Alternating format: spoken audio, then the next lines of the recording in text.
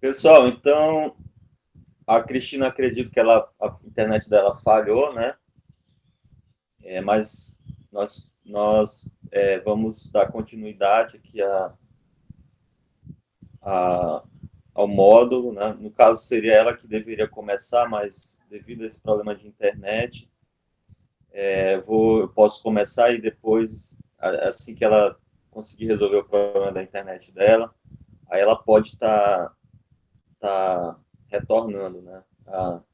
A fala.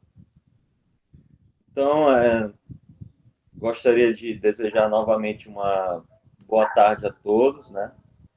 Dizer que vocês, eu espero que seja um módulo proveitoso para todos, né? Que todos possam sair daqui com ideias e com motivação para escrever os seus artigos, né? Como a gente estava conversando, essa experiência, né, da escrita do artigo, ela não é nada fácil, né? Nós temos muitas dificuldades, né? Estava até pensando nisso mais recentemente, que, por exemplo, às vezes falta até mesmo tempo, né, para que nós possamos escrever os nossos trabalhos, né? Às vezes nós até temos muitas ideias, mas às vezes, por exemplo, o tempo que nós estamos trabalhando, ou cuidando da nossa família, ou dos nossos afazeres, acaba levando muito nosso tempo, né? E aí o tempo para pesquisa, o tempo para a escrita do trabalho acaba ficando reduzido. Me ouvindo agora? Cristina voltou. Cristina, tua internet eu acho que está tendo Ouvindo? problemas, né? Ah, isso, eu acho que é na minha casa, viu? Posso sim. A gente pode, Cristina, a gente pode fazer assim, eu vou começar e aí eu vou, assim, depois da minha apresentação, né? Aí você pode fazer a sua fala, né, a sua apresentação. Devido a esse problema da internet, eu acho que é melhor a gente esperar um pouco para ver se vai melhorar, porque tá falhando muito, tá cortando muito a sua fala, tá? Então eu acho que é melhor eu começar e depois você apresenta. Então, pessoal, devido a essa questão, principalmente do tempo, as nossas pesquisas às vezes acabam sendo comprometidas, né? Eu vou agora apresentar um slide. Vamos lá.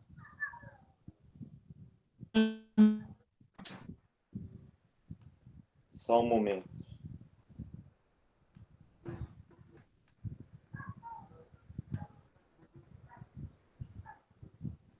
Agora é ele que vai começar hoje.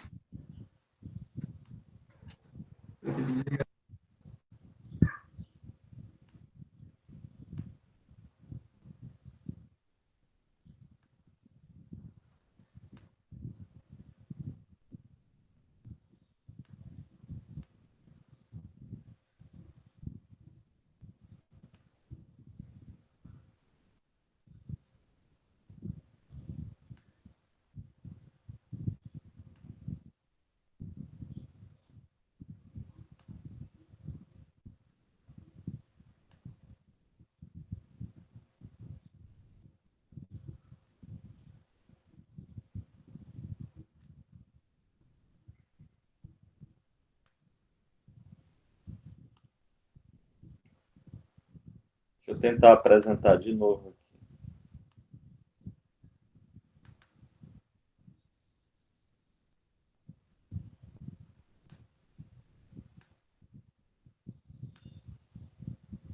Agora sim.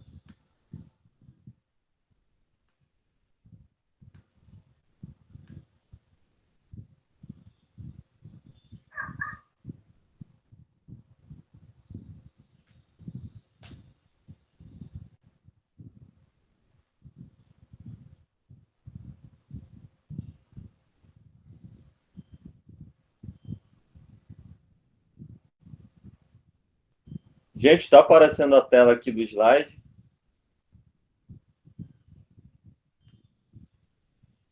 tentar apresentar de novo.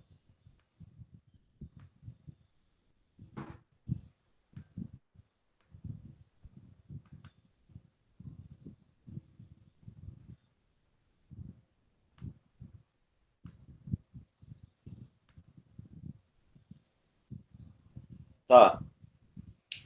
Tá. Aparece a tela do slide, né? Alguém confirma aí Não, para mim, por favor? tá aparecendo só uma janela aberta aí no teu computador. A apresentação, não. Engraçado isso.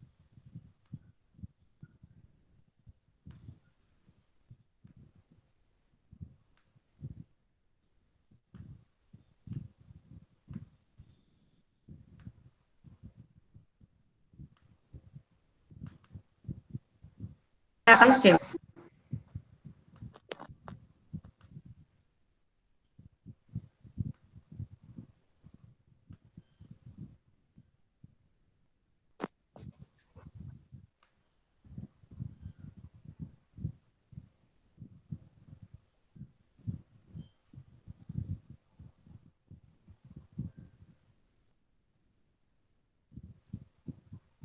Porque aqui está aparecendo que está compartilhando tela, mas a tela não aparece, né? A tela do slide É, não aparece. agora Para mim tá apareceu. aparecendo.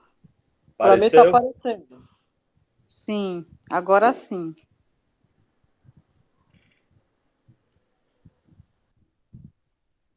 Ótimo. Aparece mini curso, a escrita e a normalização do artigo científico, né? Sim. Ok.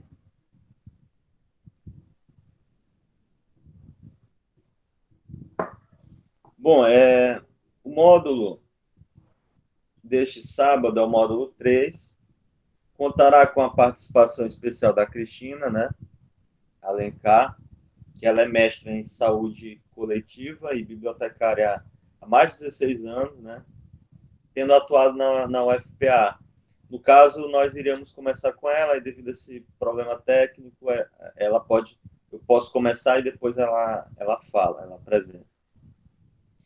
E o objetivo da minha fala hoje, da minha apresentação, é falar sobre técnicas de escrita do artigo científico, né? Eu vou falar um pouco, por exemplo, do que é o fichamento, do resumo, da resenha e, por último, do próprio artigo científico. Bom, o fichamento ele é importante, pois é possível registrar, né, por exemplo, as partes mais importantes de um livro, de um artigo, de uma dissertação ou de uma tese, né? Então, o fichamento, a partir do fichamento, do registro do número das páginas e das ideias principais do autor, é possível você fazer uma análise daquele texto, das principais ideias que são apresentadas em uma produção, né, uma produção acadêmica científica. Então, aqui no slide nós temos um exemplo, né, de um fichamento de uma obra chamada O Estado do Brasil, Poder, Política, na Bahia Colonial, né, que é do autor Pedro Puntoni. Então, neste fichamento já apresenta, por exemplo, o capítulo A Guerra dos Bárbaros e a Jornada no Sertão, né? Esse capítulo ele está entre a página 182 a 188, né? Então veja que eu fichei, né? Eu coloquei aqui a página 182, registrei uma parte que me chamou a atenção nessa página, né? Por exemplo, na segunda metade do século XVII, a expansão da economia e, portanto, da fronteira criou novas zonas de contato e fricção com as populações autóctones, nem sempre integradas ou subjugadas pela força militar ou pela iniciativa dos missionários, né? Então, vejam que eu me utilizei também de setas, né? Vejo que algumas setas ali apontando partes que me chamaram a atenção, importantes, dentro de parágrafos, né? Que são marcados também com pontos. E eu sempre coloco o número da página para eu saber de onde é que aquele trecho, aquela ideia eu estou retirando. Então, esse modelo de fichamento ele pode ser aplicado para as diversas áreas, né? Desde a história, a sociologia, filosofia, na área da educação. É um método bastante interessante porque te permite extrair, né, as ideias principais do autor, e sempre é importante, quando for fazer o fichamento, não esquecer do número da página, porque, claro, nós devemos saber de onde é que nós estamos tirando aquele fragmento, né? Para que quando nós formos citar no trabalho, fica muito mais fácil, eu já tendo colocado a página, porque aí fica muito mais fácil fazer a citação do que depois eu for procurar aquela passagem, fica muito mais difícil e nós acabamos perdendo muito tempo com isso, né? Então, o fichamento, o registro das páginas, o registro das principais ideias acaba ajudando muito na hora de produzir um artigo científico. E não somente um artigo científico, mas qualquer outro trabalho, né? Desde um projeto de pesquisa, uma dissertação ou qualquer outro trabalho acadêmico. Aqui nós temos outro exemplo de outro fichamento, né?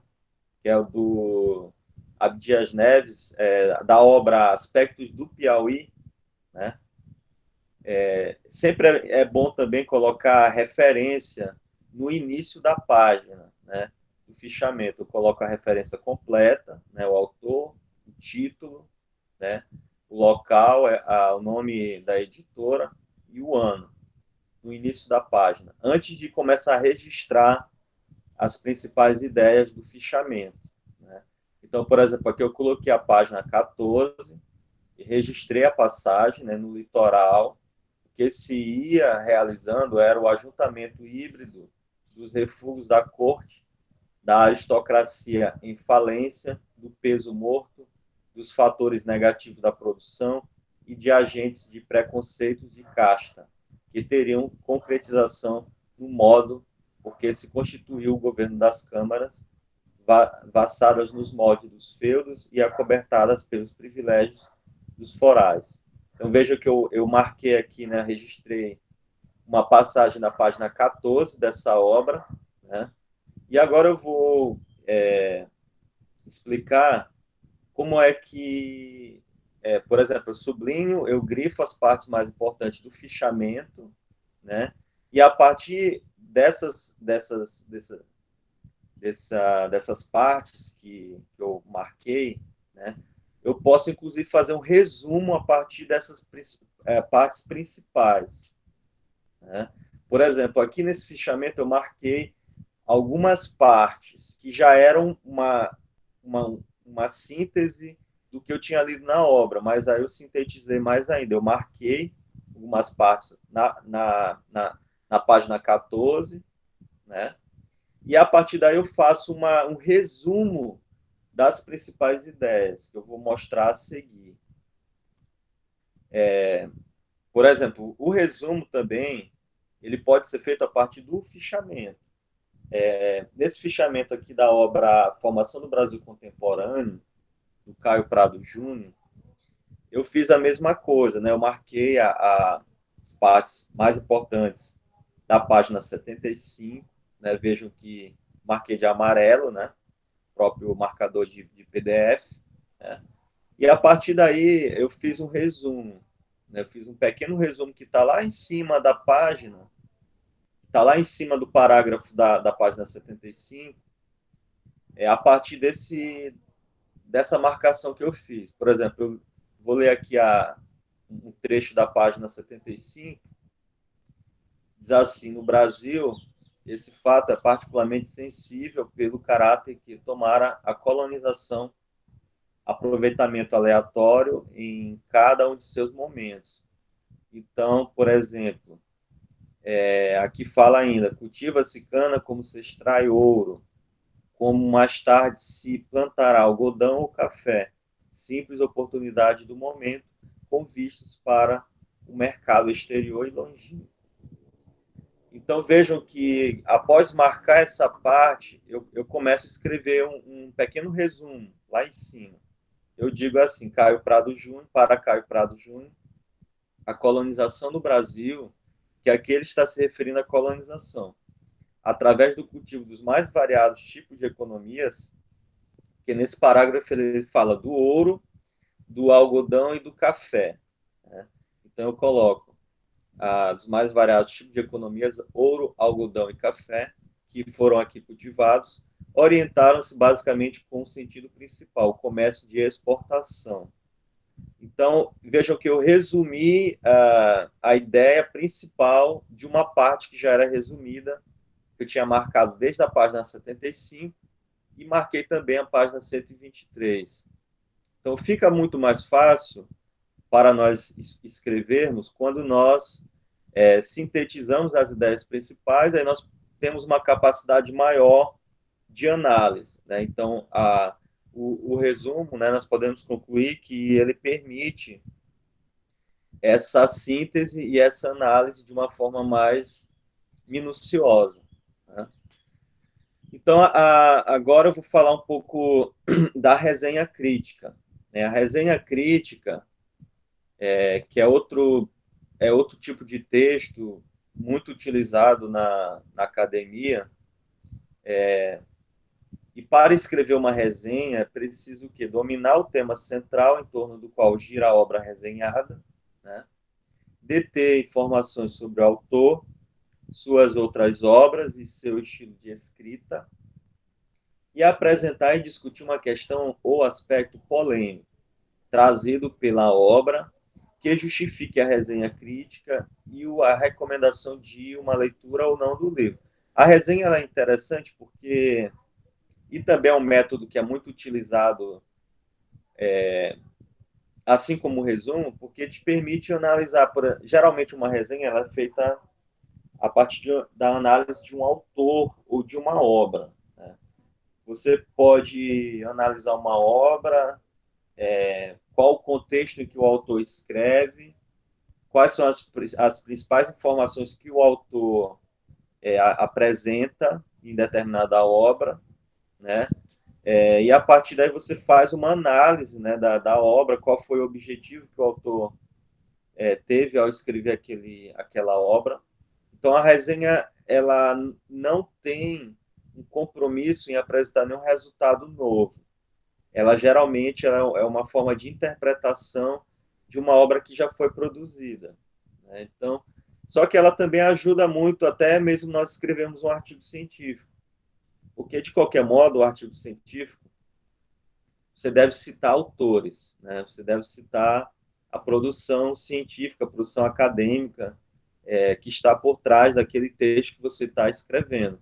Então, é importante você saber fazer muito bem uma resenha para que você possa citar bem os autores e o que eles quiseram dizer com as obras que eles escreveram.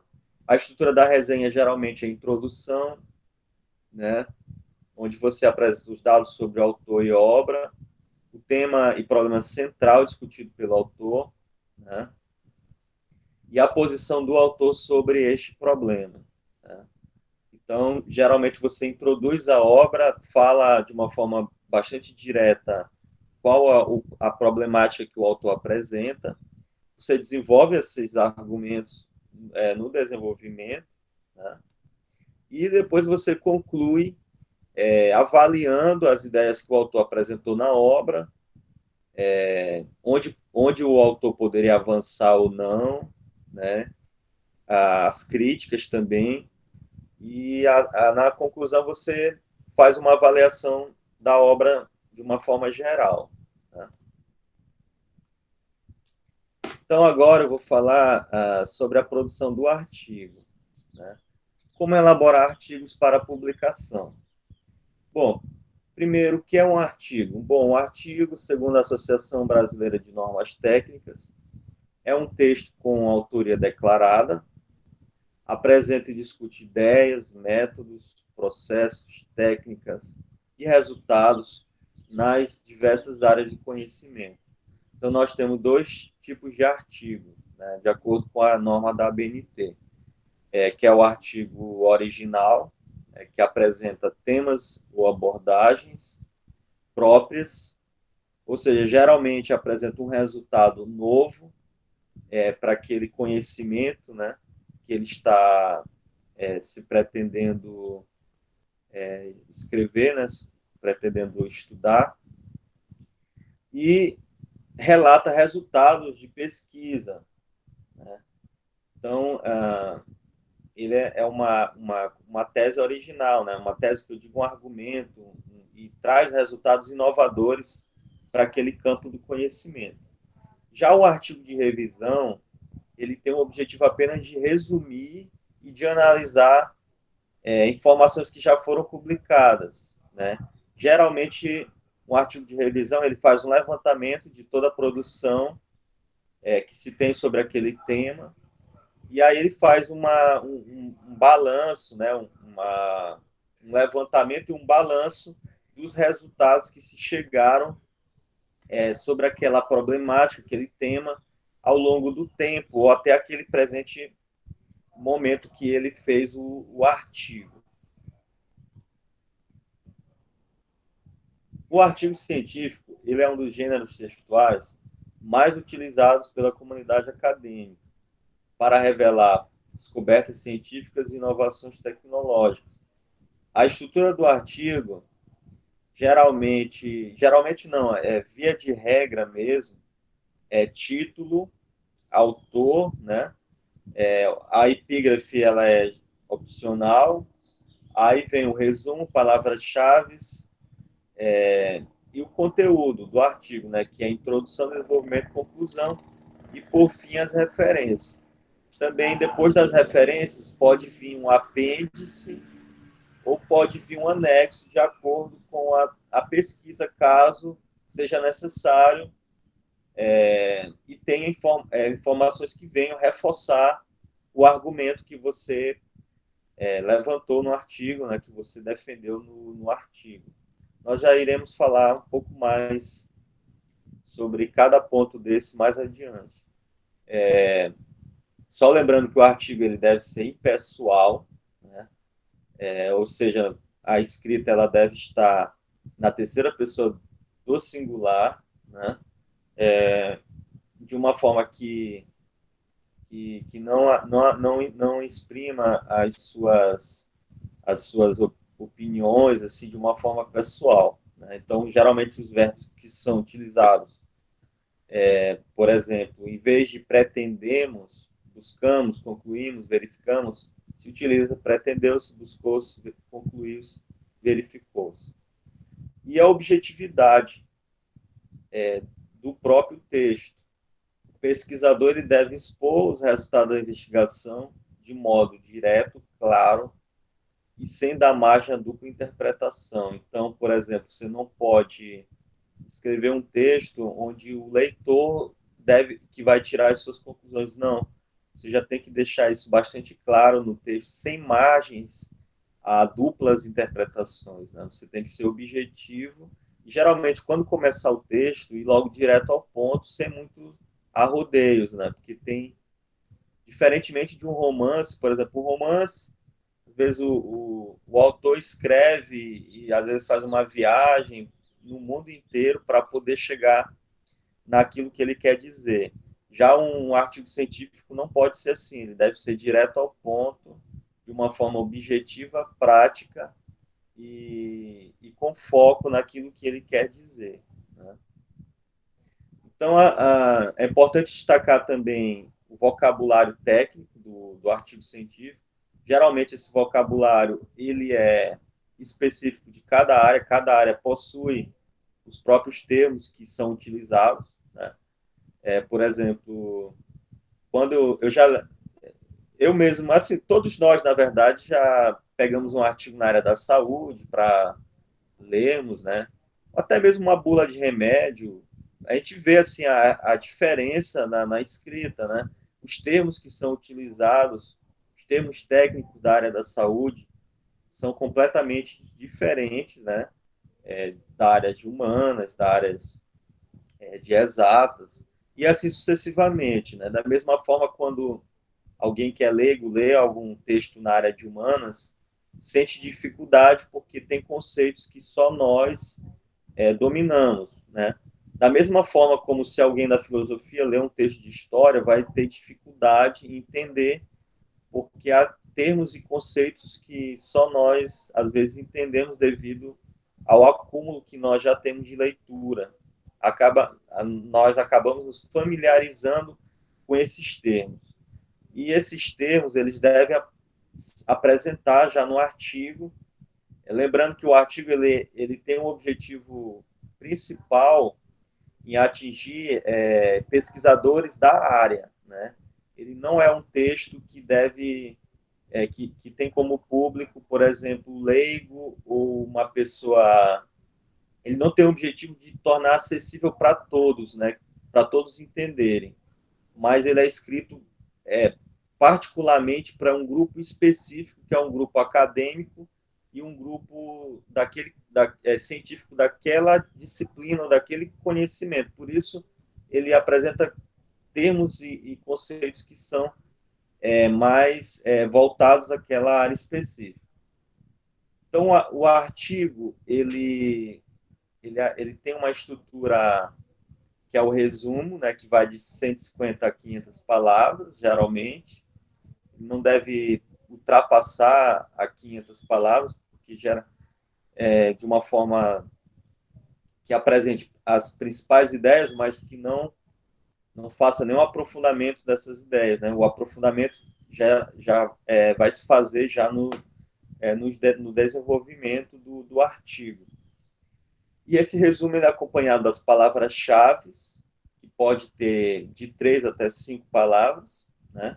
Então, na introdução, onde o autor ele vai apresentar o estudo, o tema, a metodologia que ele utiliza no artigo, quais são os objetivos que aquele artigo ele pretende alcançar, né?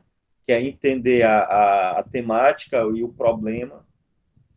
E também, após o desenvolvimento, tem...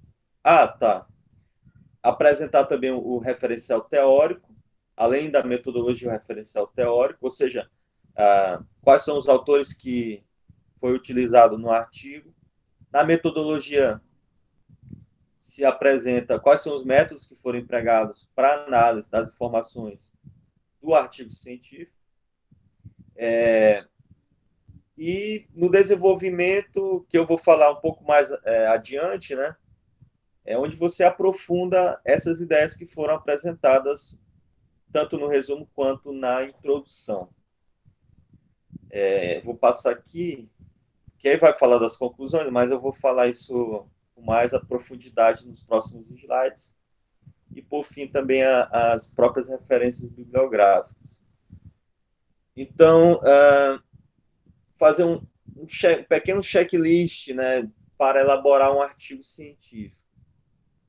Então, o título, né, a professora Lurdinetti, né, acho que se encontra presente, ela fez uma pergunta nos sábados anteriores, por exemplo, a questão do título, né?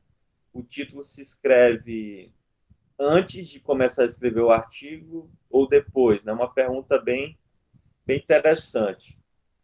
Então, geralmente, né, se escreve, eu pelo menos particularmente escrevo o título depois que eu posso até ter um título ali para nortear a escrita, né? Um título um título apenas para nortear aquilo que eu vou escrever, mas o título final do artigo eu escrevo depois que o texto já está pronto, depois que o artigo ele já está escrito em todas as suas etapas, porque fica muito mais fácil a gente escolher um bom título que represente o conteúdo escrito, né? O resumo ele deve ser conciso, isso eu já falei, né, no slide anterior, não convém repetir. Palavras-chave, ela deve sintetizar as ideias principais do resumo, né? Geralmente se usa 3 palavras-chave, então nessas 3 palavras-chave, ela tem que dar uma ideia ao todo daquilo que tem escrito no resumo, né? E a introdução também, eu já falei no slide anterior, não convém repetir, fala onde você introduz a temática que você está tratando naquele artigo. Só lembrando que é muito comum aparecer no artigo figuras e tabelas que apresentam os resultados da pesquisa, por exemplo, com o intuito de esclarecer os dados que foram apresentados também. Geralmente se usa muitas notas também de rodapé. A nota de rodapé ela serve para você exemplificar algum conceito ou alguma ideia que não ficou clara no texto, aí você faz uma nota de rodapé explicativa daquilo que foi apresentado no texto. E aí é importante também você fazer uma boa revisão ortográfica, gramatical, ver a questão da coerência, concordância, e ter um dicionário do lado para, em qualquer tipo de situação e dificuldade que houver, você consultar o dicionário. Porque uma coisa é a gente falar, né? A gente até às vezes fala errado e passa até às vezes despercebido. Mas a escrita, ela é algo que você deve revisar constantemente, porque a cada revisão você vai perceber erros e que precisam ser corrigidos. Então, sempre é importante você se atentar para essa questão e revisar o texto sempre, né? Então, desenvolver argumentos lógicos, né? Claro. Então, para que esses argumentos tenham validade, eles precisam estar de acordo com os métodos científicos, que são os métodos dedutivos ou o método indutivo, que são os métodos que nos permitem chegar às conclusões, né? Eu não falei desses métodos até agora porque geralmente nós aprendemos esses métodos em disciplinas de metodologia científica, né? Só que eles são muito importantes, né, para a escrita também do trabalho acadêmico. E, na verdade, esses 2 métodos que eu falei, nós já até conhecemos eles em parte, né? O método dedutivo, onde você deduz informações a partir de premissas, por exemplo, Sócrates é mortal,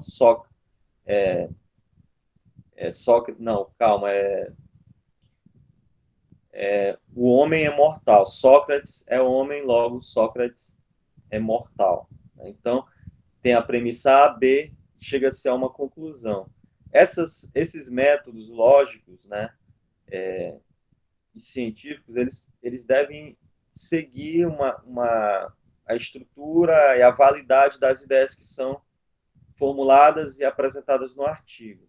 Já o método indutivo, ele é um método que também é muito utilizado na escrita do artigo científico, que é a partir da análise de partes, né? Por exemplo, eu analiso A, B, C, D, aí a partir da análise eu consigo chegar a uma conclusão, né? Por exemplo, o corvo A é negro, o corvo B é negro, o corvo C é negro, o corvo D é negro, o corvo E é negro. Logo, o corvo F é negro. Então, para que eu chegasse à conclusão, eu tive que analisar várias partes para chegar a uma última conclusão a partir das análises anteriores. Então, isso são métodos que geralmente nós aprendemos em disciplinas de metodologia científica, que é muito empregado, às vezes a gente nem sabe, mas é muito empregado na construção do trabalho científico, do trabalho acadêmico, né? E a conclusão, ela sempre deve respeitar o conteúdo do artigo, né? Então, eu não posso... O artigo ele desenvolveu ali toda uma ideia, né? Todos os argumentos foram apresentados. Então, eu não posso escrever uma conclusão diferente daquilo que eu escrevi na introdução e no desenvolvimento. Não, a conclusão ela serve para você concluir mesmo os argumentos que você levantou, desenvolveu ao longo do artigo. Então, você conclui fazendo uma avaliação se você conseguiu chegar ao resultado que você queria, se falta ainda alguma coisa para ser compreendida que você não conseguiu analisar no artigo, aí você pode também deixar isso claro na conclusão. E as referências bibliográficas, elas são extremamente importantes, porque é o momento que você vai colocar lá todos os autores que você mencionou no texto. No decorrer do texto, você vai citar lá nas referências bibliográficas. Então, é preciso cumprir também as regras, as normas da ABNT, inclusive a Cristina, ela vai falar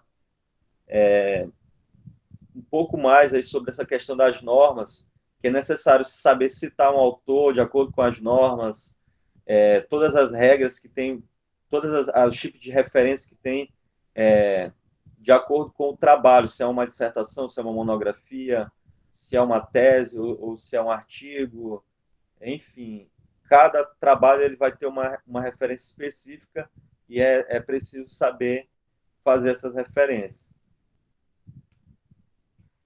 Então, no resumo, você situa o tema, né? Você apresenta os objetivos, a metodologia, os resultados que você alcançou no artigo, né? E já estou chegando no final da fala, né? A estrutura recomendada para os artigos. Já falei, mas eu vou fazer mais algumas ressalvas para nós fixarmos a ideia, né, do próprio artigo, da própria estrutura e do próprio desenvolvimento do artigo. Então, tem o título, né, que eu já falei aqui. A autoria, sempre é bom no artigo você fazer uma pequena nota da sua formação acadêmica ou profissional, né? Geralmente os autores colocam lá também o endereço profissional, né? Por exemplo, você trabalha numa universidade, aí coloca lá a Universidade Federal do Maranhão, às vezes até mesmo o bairro onde fica localizada a universidade, enfim. Você pode também colocar o seu contato, por exemplo, um e-mail, sempre a gente é muito utilizado, assim, muito citado nos artigos, né? E o resumo também eu já falei, né? Ele deve sintetizar as principais ideias, eu não convenho repetir aqui, né? Palavras-chave também. Geralmente as palavras-chave, as 3 palavras-chave, elas devem ser escolhidas de uma forma que elas construam um parágrafo. Por exemplo, eu posso escolher 3 palavras-chave para o tema de colonização. Então, eu posso escolher indígenas, eu posso escolher ocupação, eu posso escolher portugueses, só um exemplo. Ou eu posso escolher indígenas, portugueses e ocupação. Então, eu posso dizer que a colonização, durante o processo de colonização, houve conflitos entre indígenas e portugueses que continuaram durante todo o processo ali de conquista e ocupação. Então, geralmente, as 3 palavras-chave que eu escolho, elas devem sintetizar um parágrafo, né? E a estrutura recomendada para os artigos, que eu já falei aqui também, né? Introdução, desenvolvimento, conclusão, né? Sempre procurando ter as normas da BNT de uma forma... Sempre é bom fazer um download e ler, né, as normas para que nós possamos identificar todas as regras que é preciso seguir referente à normalização do texto. Por exemplo, em relação ao layout de páginas, você sabe que é superior e esquerda 3 centímetros, não é isso? E direita e inferior 2 centímetros. Isso é muito importante, a questão da normalização do trabalho, o espaçamento, um e-mail, o início do parágrafo, geralmente são o espaço ali de 2 centímetros, né, para o início do parágrafo. E outras regrinhas que são importantes na normalização do texto acadêmico. Então, a introdução, eu vou reforçar aqui o que eu falei, ela expõe o objetivo do autor, a finalidade do artigo, a metodologia utilizada na elaboração do texto, né? O desenvolvimento, ele mostra os principais tópicos abordados, o objetivo proposto, os resultados da pesquisa, já deve apresentar resultados da pesquisa no desenvolvimento, e a análise também do material que foi coletado. Geralmente nós utilizamos muito tabelas, nós utilizamos gráficos, que nos permite fazer uma análise do material que foi coletado durante a pesquisa. Isso nós já falamos nos módulos anteriores, né, sobre a questão da pesquisa acadêmica, sobre o levantamento bibliográfico. Então, esse material, após ser lido, após ser estudado, você faz uma análise e essa análise ela já vai aparecer no corpo do texto do artigo científico. E aí, já chegando também no final, a questão da conclusão, onde você sintetiza os resultados, destaca a reflexão que foi realizada, né? E apresenta mesmo, conclui as ideias que os argumentos e as análises que você fez durante, no desenvolvimento do artigo, né, do texto. Referências, como eu já falei, deve seguir as normas da BNT. A referência, a gente vai ver que cada material citado possui uma referência específica. Um mapa tem uma referência específica, uma imagem, qualquer outro material que foi citado, ele tem uma referência específica que é preciso nós conhecermos. A Cristina, acredito que ela vai falar melhor sobre essa questão das referências e da normalização e das citações do trabalho acadêmico, do artigo científico também. E aí nós temos elementos pós-textuais, que, por exemplo, pode ser o apêndice, que geralmente é um material que foi utilizado pelo autor e que foi produzido pelo próprio autor. Por exemplo, pode ser uma tabela que ele produziu. Então, essa tabela ela é mencionada, ela é citada nos apêndices. E nos anexos, geralmente é um documento que não foi produzido pelo próprio autor, mas que ele utilizou. Então, geralmente esse documento ele vem no final, depois das referências, né? E depois também do próprio apêndice. E geralmente a tradução do resumo em língua estrangeira vem no final também, né? Depois das próprias referências, né? Depois do artigo ali, do texto do artigo. Também a nota editorial, que vem o currículo do autor. Essa nota editorial ela pode vir tanto depois quanto no início do artigo, em uma nota de rodapé, como eu falei no início. E aqui nós temos um exemplo de um artigo, né? Vejam que tem o título, aí os autores, né? Geralmente já vem logo o contato do autor, né? A formação dele, quer dizer, a instituição que ele é vinculado profissionalmente. Aí vem o abstrato, pode vir também no início, tá? Introdução, desenvolvimento, metodologia e os resultados da pesquisa. Como eu falei, isso deve seguir a mesma lógica que a gente tem da produção do texto, que é introdução, desenvolvimento e conclusão. Como eu falei, cada parte dessa do texto, ela possui a introdução é onde eu vou já concluir, né? onde você vai apresentar o que você vai falar no artigo, né? Vamos supor, a metodologia, a temática, os objetivos. Aí você desenvolve no texto do artigo e você já, nos resultados, você já conclui esses argumentos que você levantou. Então, era isso, gente. Cristina tá aí? Voltou? Tô aqui, professor.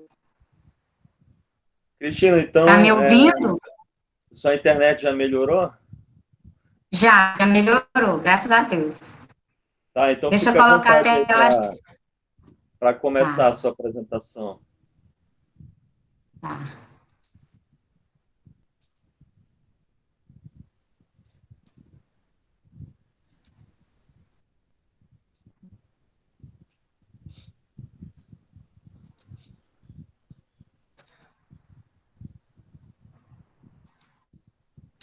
Estão vendo meu slide? Sim, sim. Vocês estão vendo? Aparece. Sim. Normas da BNT, orientações, né, Bibliotecária Cristina Alencar. Primeiramente, eu quero agradecer o Sami pelo convite. Eu sou formada pela Universidade do Rio de Janeiro, a Unirio. Eu atuei na Academia Paraense de Letras, com os Imortais. Trabalhei na UFPA, 13 anos. Recentemente, eu estou 8 meses na UEPA de São Miguel. Professor Azias é meu colega de trabalho. Eu mandei o link do curso para ele, tá? Gosto muito da pesquisa também, sempre ministro o curso. Desde o ano passado, que eu estou só em live por conta da pandemia, mas o meu curso todo ano eu ministro na UFPA. Estão me ouvindo bem? Bom, só para feedback se vocês estão me ouvindo bem. Estão me ouvindo bem? Okay. Sim, sim. Sim, ok, Cristina. Tá mandando bem. Sim, tá. As normas da BNT foi criada pela Associação Brasileira de Normas Técnicas, que fica no Rio de Janeiro, né? 1940.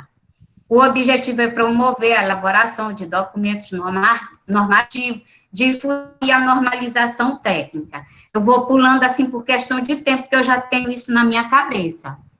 Aqui são as principais, mas as normas da BNT, elas são mais de 30, tem normas até para construir uma cadeira. Lá na biblioteca que eu já trabalhei, quando a gente virava a cadeira, tem um selo. Não é só para documento, tá? Essa primeira, 14724, clássica, é aquela que fala da capa, da folha de rosto, da folha de aprovação, porque a gente acaba falando de tudo um pouco, apesar que aqui é artigo. Essa segunda, que é a 6022, que é de artigo.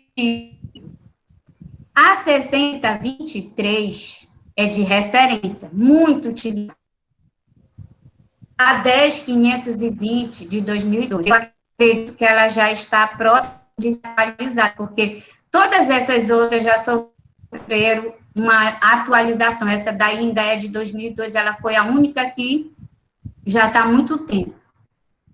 Essa nova, de 6028 de resumo, foi publicada agora recentemente, 18 de maio, Dia dos Museus. É uma das minhas pesquisas, eu gosto muito. Essa 24 é de numeração progressiva, assim, das seções do documento, quando você diz 1, introdução, 2, objetivo, isso é numeração progressiva. Bom, quando você vai configurar, você vai lá, configurar a página 3322, superior 3, esquerda 3, inferior direita 2. Para mim já é automático, do lado esquerdo eu boto 33, do lado direito 22. Até o professor Sami tocou neste ponto. Estrutura de um artigo, né? Ele tem o título no idioma, no seu idioma, pré-textuais. Ele está estabelecido em pré-textuais, textuais e pós-textuais. Título no idioma é obrigatório, título em outro idioma é opcional, o autor é obrigatório, resumo no idioma do documento, obrigatório, resumo em outro idioma, opcional, datas de submissão e aprovação do artigo, que a gente às vezes fica esperando 6 meses, identificação e disponibilidade, é opcional. Pode ser indicado o endereço eletrônico, o DOI e suporte e outras informações relativas ao acesso de documento. Como eu trabalhei em hospital, eu tinha uma amiga que ela era psicóloga. A banca fez essa inclusão. Cadê o DOI dos seus artigos? Aí ela defendeu e depois ela voltou. Então, eu recomendo a colocar, se já tem DOI. Para a banca não fazer essa inserção, você tem que voltar para o artigo, é mais trabalho. Tá? Textuais é introdução, desenvolvimento e conclusão. Pós-textuais é referências, que vocês, historiadores, chamam bibliografia, referência bibliográfica. A palavra referência mudou para esse nome, porque hoje nós temos o documento online. Aí ficou referência para os dois. Mas tem local que continua a bibliografia. Eu vejo que os historiadores usam muito tempo bibliografias, referências bibliográficas. Glossários são termos técnicos, eu trabalhei na área da saúde, às vezes você encontra, mas raramente você encontrar um livro de técnica, para você compreender lá dentro, né? Apêndice, né, é o documento elaborado pelo autor, digamos, eu vou lá no Gaspar Viana, pego um formulário e uso na minha pesquisa, né? Desculpe, estou trocando, documento elaborado pelo autor. Então, eu criei este documento, um formulário de entrevista. Então, fui eu, é apêndice. Mas, digamos, eu vou lá no Gaspar Viana, pego um formulário, um questionário e trago para a pesquisa. Não foi feito por mim, ele é anexo. E se eu pegar esse anexo e mexer, ele sai de anexo e passou a ser apêndice, porque já tem muitos dados meus, entendeu? Agradecimento, eu percebi nos últimos revistas, assim, antigamente não tinha esse item. Aí hoje a pessoa agradece porque a gente não faz pesquisa sem a ajuda das pessoas, dos bibliotecários, dos revisores, dos nossos professores, das pessoas dizem assim, olha, fala com fulano, ele é muito bom nisso, olha no Centuto, fala com tal pessoa. A pessoa está anos naquele setor, ele sabe dos jornais, ele sabe de tudo isso, né? Né? A gente usa a fonte Arial ou Time, New Roman. Eu percebo, assim, que eu já leio, tenho contato com os historiadores, né, até um participou da minha banca, que os historiadores gostam do Times, né, eu vejo isso nos trabalhos. Nós, bibliotecários, gostamos muito do Arial. Então, fica 12 para o texto, inclusive, tem gente que bota 14, 16, mas a norma diz 12, tamanho 12. O texto deve ser digitado com espaçamento de 1,5 entre linhas. Onde eu vejo isso? Em parágrafo. Quando eu ministro meu curso, além disso aí, eu mostro tudo na prática. Configurar a página, fazer nota de rodapé, porque a gente tem que casar as normas da BNT com a informática. Inclusive, eu estou escrevendo um manual de normalização da UEPA, vai para a gráfica. Mostrando todo esse contato da norma com a informática. Não adianta dizer norma, mas onde é que faz isso, computador? Se eu uso porque você usa uma citação até 3 linhas, são aspas duplas. Se dentro dessas aspas duplas eu quero destacar uma palavra, eu boto só uma aspa de cada lado. Digamos, a palavra digitado. Entre as aspas duplas, eu boto só uma aspa dentro de digitado, porque ele já está dentro de aspas duplas, tá? Então, eu uso 12 para o texto, e se até 3 linhas eu coloco entre aspas, se passou de 3 linhas, você já sabe, tem aquele recuo dos 4 centímetros.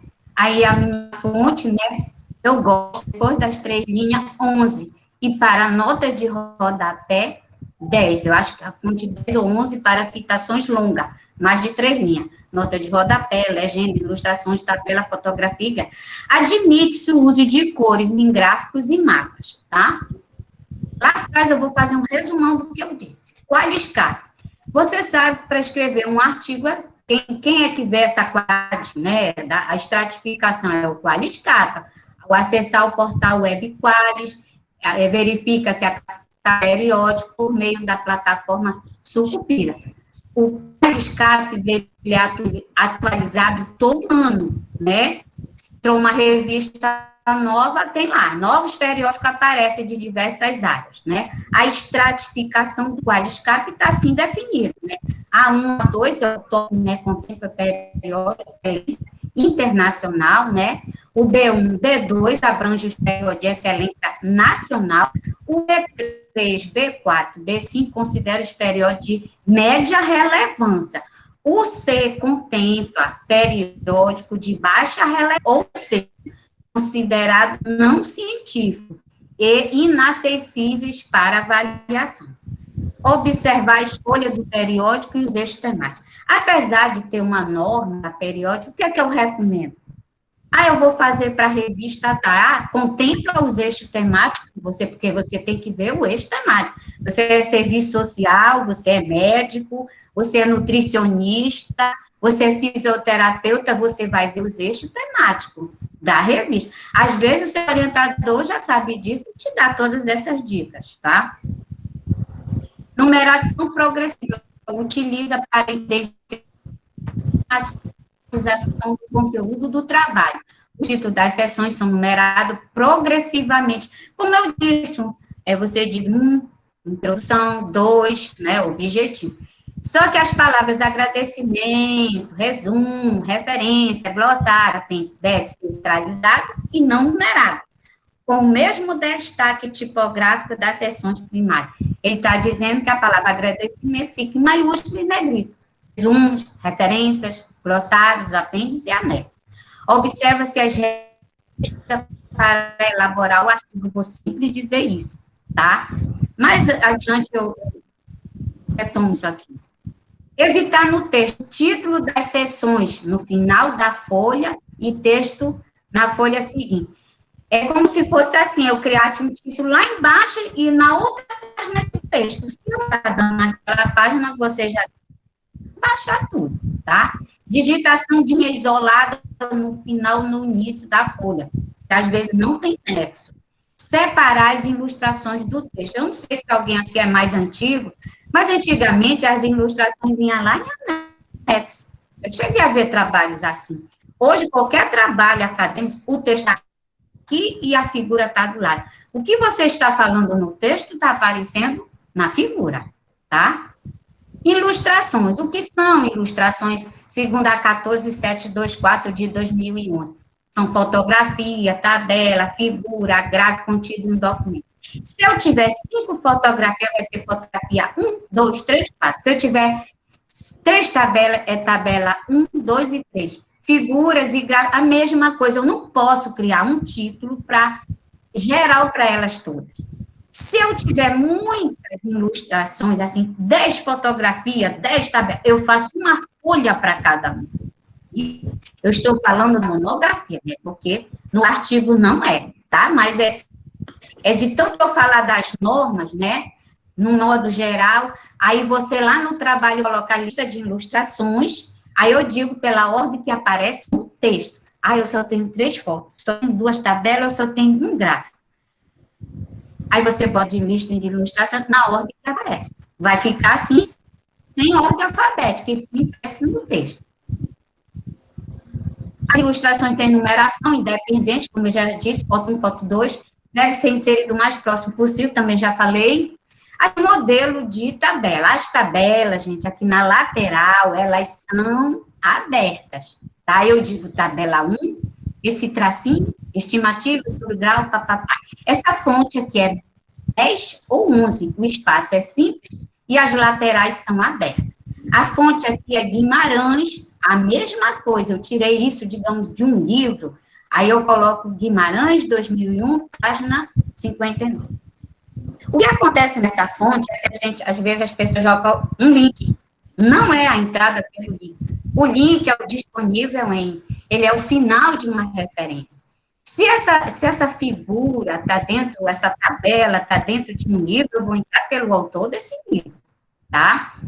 Às vezes a pessoa bota assim, o autor, tá, esse autor tem nome, meu nome é Cristina Alencar, então é Alencar, 2021, página 18.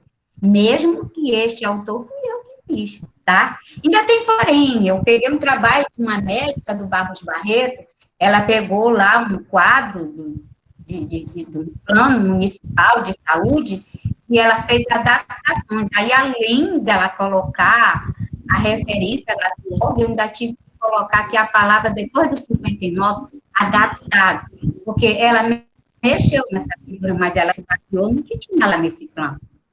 São muitas riquezas de detalhe. Eu não sei se alguém sabe, mas no NAIA, quando você termina mestrado, doutorado, você tem que ter o revisor de texto. Geralmente as pessoas gastam R$1.000, R$1.500, R$2.000. Eu tenho um amigo que ele gastou R$2.000. E eles querem um bibliotecário que assine lá a folha que revisou.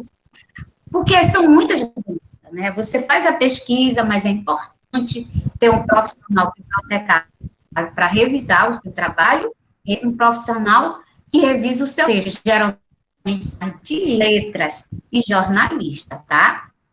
Então, aqui a fonte é 10 ou 11, como eu falei. E esta referência, esse Guimarãezinho, vai lá para trás, tá? Isso as pessoas esquecem muito de fazer. O quadro é fechado. Vocês quase não estão vendo, mas tem assim um desenhozinho, porque eu não sei fazer todos esses recursos diferentes, assim como o Samir faz. Mas eu acho bacana quem faz. Eu tenho uma amiga que sabe fazer isso.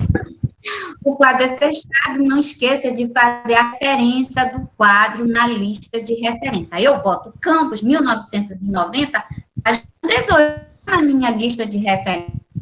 Vai Campos, José Augusto, disciplinas ministrada na escola Anésia Meira. Tá lá em cima. Onde foi que você fez? Tirou. Foi você que fez, então é seu nome que vai aparecer. Resumo. O resumo deve ser composto de uma sequência corrente de frases concisas e objetiva, e não de um simples enumeração de tópico. Deve ser redigido em parágrafo único, e seguido das palavras e expressões mais representativas do conteúdo do trabalho. Em destaque fica a palavra resumo, fazer o resumo em uma única página. Deve-se evitar parágrafo, porque ele é assim, aquele quadradinho, e de frases negativas, símbolos e contrações que não sejam de uso corrente. Eu coloquei referências bibliográficas, não está na norma de resumo, mas a maioria das pessoas que trabalham com resumos, que o certo é você não colocar os autores, é você dizer assim, não, de acordo com os autores, os teóricos desse trabalho, porque é um resumão para você ler, e a maioria dos resumos são informativos, porque ele obedece à finalidade, à metodologia, os resultados e à conclusão. Dar preferência ao uso da terceira pessoa do singular e do verbo na voz ativa é sempre recomenda, entende-se. Foi o que o Samir falou. Gente, eu vou dar minha visão, minha experiência. É o que as normas, que os manuais dizem, mas não é isso que acontece. Você vê muitos trabalhos nas universidades escritos em primeira pessoa. Os próprios historiadores, você parece que está conversando com ele no texto. Percebi, analisei, verifiquei, principalmente quando a gente vai fazer um projeto de monografia. Você conversa com os professores de metodologia, ele disse, olha, lá no seu projeto você coloca primeira pessoa, entendeu? Eu cheguei no meu história, o meu orientador, cheguei para o meu orientador e disse, doutor, o senhor quer em primeira pessoa do singular ou terceira pessoa, entendeste? Aí ficou aquela coisa, porque a maioria diz, dá preferência ao uso da terceira pessoa do singular, né? Mas a gente... assim, que, tipo, não tem como a gente conhecer também todas as regras, né, dos trabalhos acadêmicos, que realmente são como a própria Cristina está apresentando, são inúmeras, né, um manual que ali apresenta diversos tipos de situações, e ninguém consegue dominar toda. Eu acho que até a Cristina não sei se ela já domina todas as regras, né? Mas é importante nós conhecermos e tentar aplicar, com certeza, no trabalho, para que ele seja reconhecido com teor acadêmico e científico, né? Agora, claro, não tem como conhecer todas as regras, porque elas realmente são muitas. Mas, enfim, elas são, claro, extremamente importantes para que esse trabalho seja reconhecido, né? Então, importante estudar, ler os manuais e procurar, principalmente, colocar em prática, né? Sim. Eu não sei se alguém teve a oportunidade de fazer o curso na UFA, eu fiz 3 vezes do professor lá de Botucatu, Gilson Volpato, ele disse que muitas das revistas usam a cara. Eu fiz, eu percebi, eu verifiquei. E ele disse que a maioria das revistas internacionais, que é o top do top, ele fala em primeira pessoa do singular. Então, o que é que eu recomendo? Você olha a revista, vai olhando os artigos, olha como é que ele contextualiza. É em primeira pessoa do singular, é terceira. Então, a gente observa. Quando eu fui escrever um artigo uma vez numa revista, eu fui olhando como contextualizava a pessoa. Estava falando de uma médica. Então, eu fui olhar artigo dessa revista. Assim você tem uma ideia, você tem, olha o que foi que ele contextualizou aqui, ele falou nesse terreno dela, ela é médica, ela é cardiologista, ela fez isso, ela foi de sociedade, aí eu fui me interagindo. Isso que é o recomendado, você imprimir os artigos, olhar, verificar como ele se contextualizou. O espaço entre linha 1,5. Quando eu fazia a graduação, eu lembro que uma vez, eu logo acho que eu estava no segundo período, e a professora, ela começava a apresentar os trabalhos, né, tipo, colocar muitos textos para nós lermos, e aí eu comecei a ler aqueles textos tudo de forma impessoal, né, em terceira pessoa. Aí eu falei, professora, mas por que esses trabalhos são escritos em terceira pessoa e de forma impessoal? Aí, por que se eu escrevo um trabalho, por que eu não coloco em primeira pessoa? Se é eu que estou escrevendo.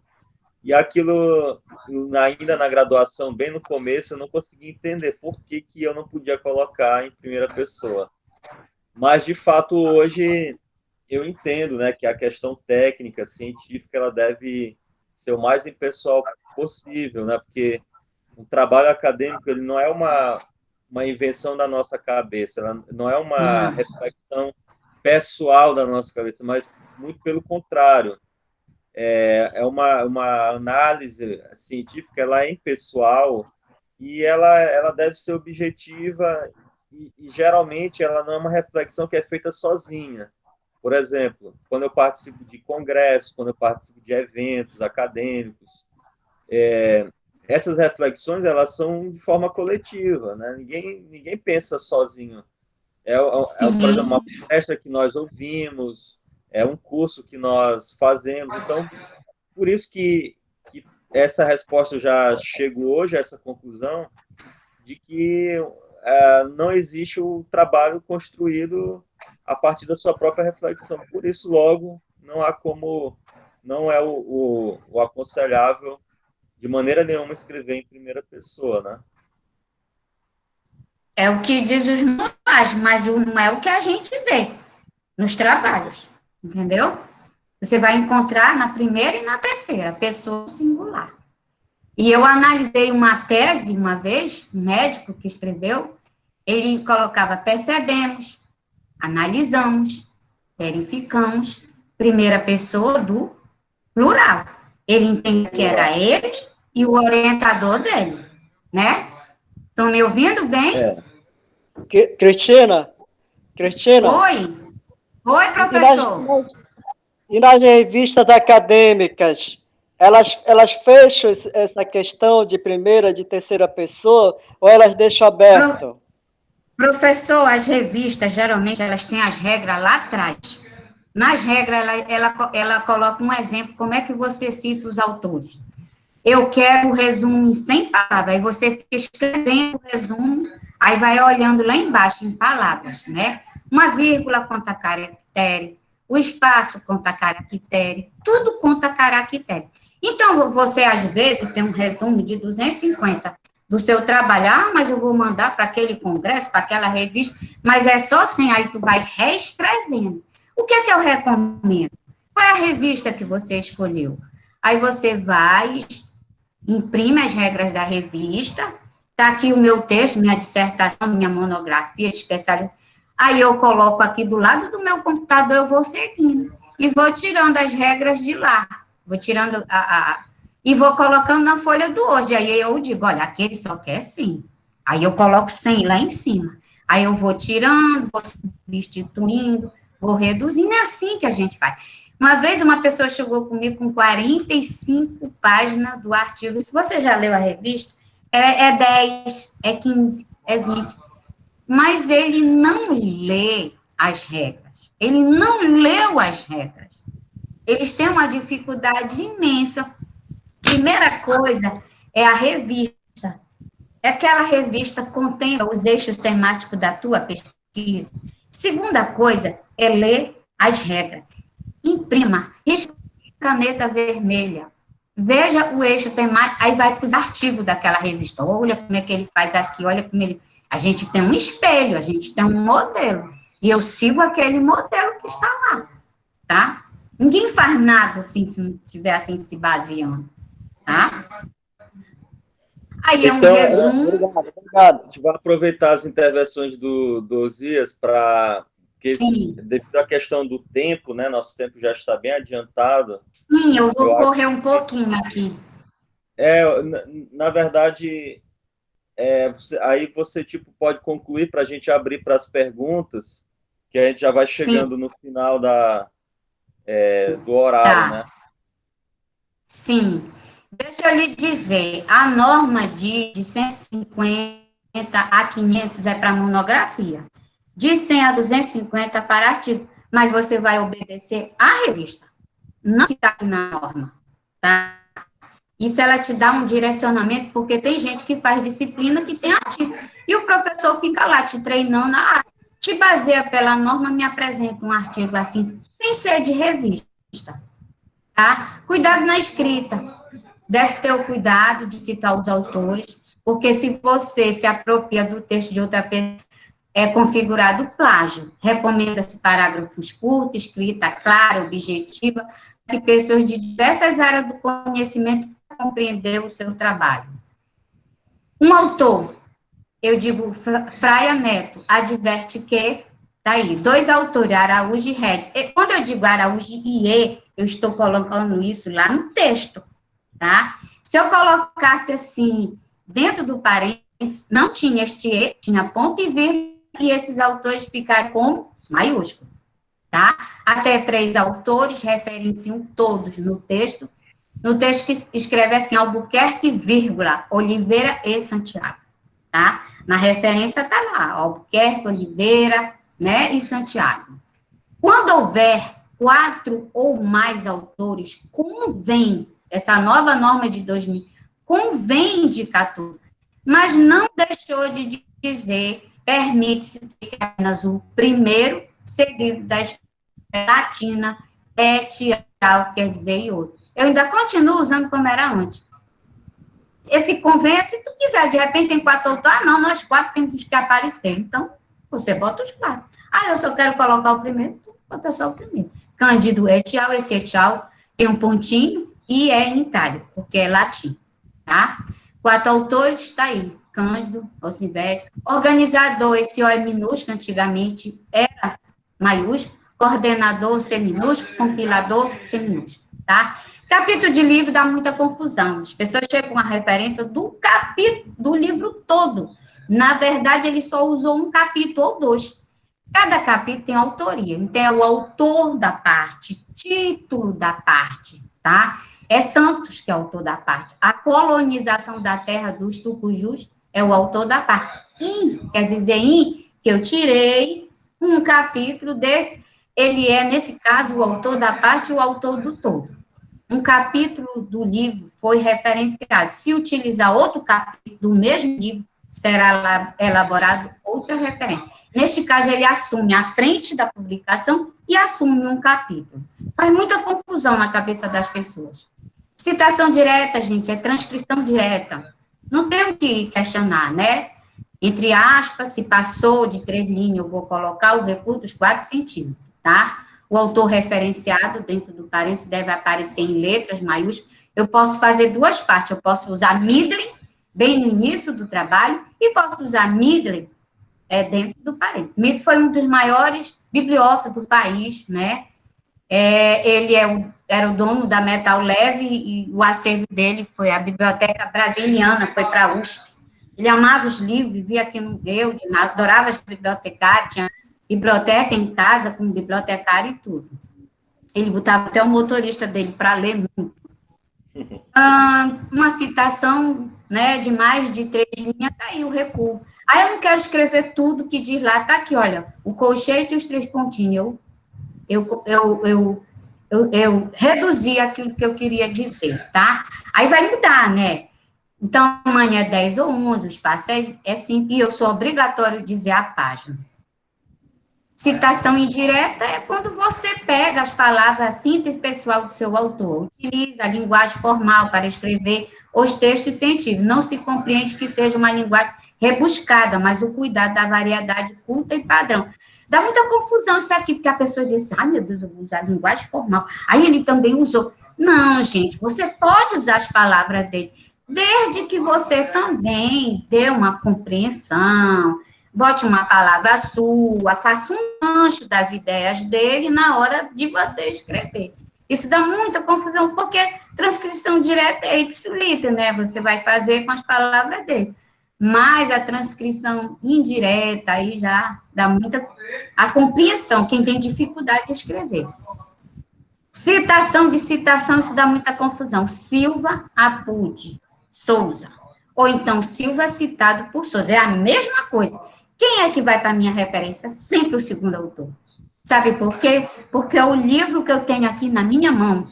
É o que eu usei na minha pesquisa. E esse Silva está dentro desse livro dele, tá? Para mim, eu vou fazer referência deste livro. Faz de conta que esse celular aqui é um livro. O Silva vai estar no final do livro desse autor aqui. Lá no final. Mas, para mim, eu vou fazer desse aqui. Eu não sei se eu fui bem compreensiva. É sempre do segundo autor, é esse que está aqui na minha mão que eu tenho a obrigação de referenciar. Esse Silva, o primeiro, não, tá? Porque tem professor, no mestrado, por exemplo, tinha um professor que ele não queria o citado por ele, queria o Silva, mas muitas das vezes a gente não encontra a publicação. O DOI, né, que é um sistema numérico, você tem que colocar, eu já até falei, tem para artigo, tem para livro, tá? Para periódico, tá aqui escrito DOI, né? E-books, agora pela nova norma, a gente tem book, a gente tem Twitch, a gente tem Facebook. Aí é só dizer, né? Twitch, Facebook, tá tudo aqui, olha. Eu coloquei em amarelo. Eu tenho que colocar aquele endereço e depois o disponível em. Não tem mais aquela chavezinha do disponível, né? Nem no início, nem no fim. Blu-ray, que é filme. Podcast, que é áudio, né? A gente lembra logo da Renata Lopretti, né? Que ela fala muito no podcast. Blog científico, né? A gente abre o curricular, lá já pode colocar os artigos em blog científico.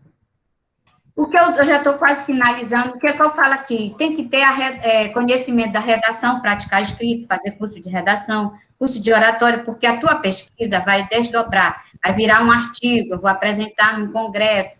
Então, às vezes, as pessoas têm dificuldade em falar em público. Aí tem curso com os fonoaudiólogos, tem no Senac, tem no Sebrae.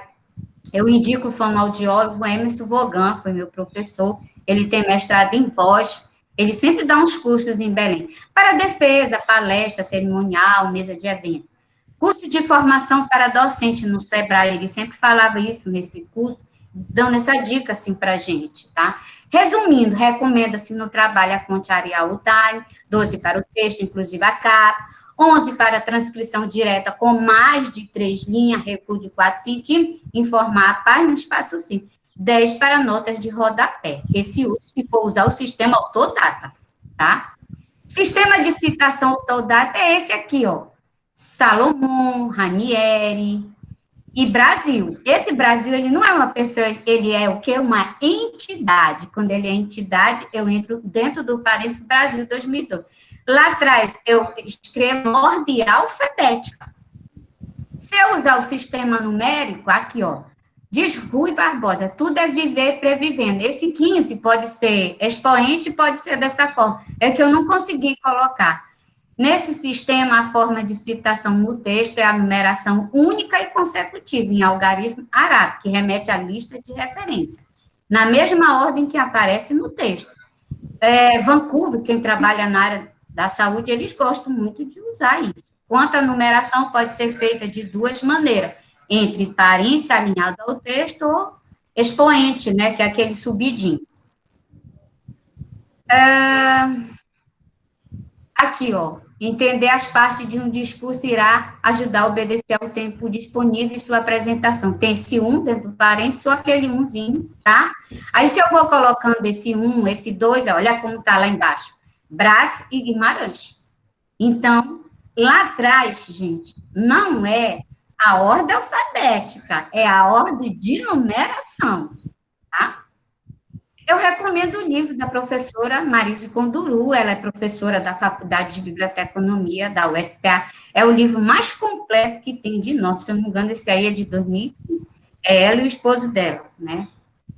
As 3 metodologias acadêmica de ciência e da pesquisa da professora Elizabeth Teixeira, porque ela tem uma linguagem bem simples, mas tem N's, né? Vários.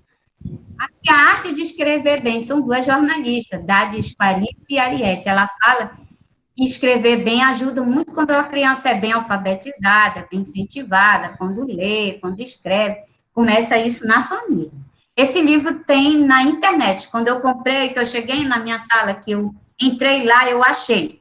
Eu comprei lá no Instituto de Educação, no ICED, na UFPA, eu vi numas vidraças que tem, achei assim, parece um copista, tem a ver com a minha profissão. Aí, quando eu cheguei na sala que eu escrevi, tem PDF.